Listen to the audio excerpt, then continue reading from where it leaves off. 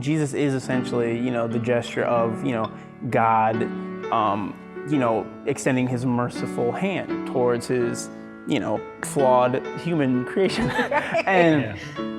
And we have to accept that. And in that context, it seems like a great gift to accept. You're like, yes, all right, I'm in. And but then we have to keep living that out day to day with each other.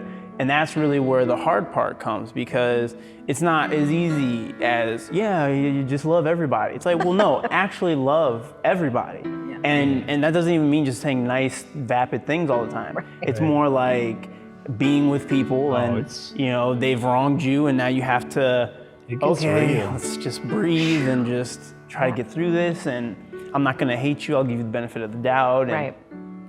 You just kind of keep finding ways to extend that, loving, forgiving hand towards your brother or your sister, It gets real, man. And that's that's been the closest thing for me to a crashing, or certainly some walls to try to get through, is like, for me, it was like, oh, I'm not that kind, actually.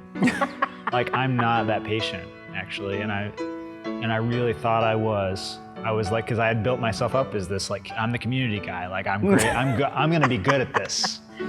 My college roommates got me a sign that you put on a business office door that said community enforcer, and it had a guy with a bow and arrow.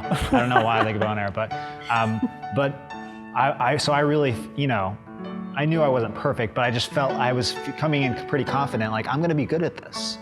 I'm gonna be good at kind of loving everybody and just being easy to work with or whatever. And I just did not expect how bad I would be at that. I actually don't have that much patience for people, especially people that are different than me, that see things differently than I do. That's the big difference. In college and in life in general, you find a bunch of people that are like you, generally, and that you agree, you have this generally the same politics or the same theology or whatever it is. You kind of find a group that's easy to be with.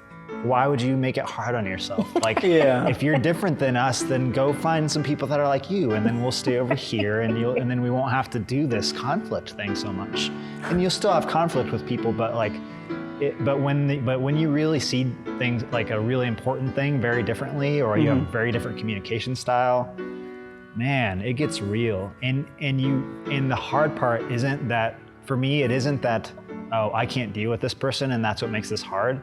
It's that I can't deal with this person, and that shows me how it makes me realize that I don't have it in me. And do I actually have enough whatever it takes to love people?